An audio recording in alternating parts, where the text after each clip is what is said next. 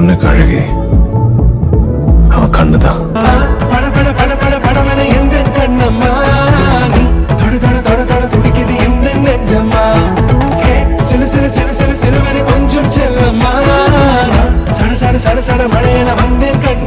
காலம் நீ எனவே காதல் கூறி கைப்பிடித்து கூட்டி சென்றதா? சின்ன தூரில் தூரிடவே மீண்டும் இந்த வேப்ப மரம் வெட்டப்பட்டதா? இது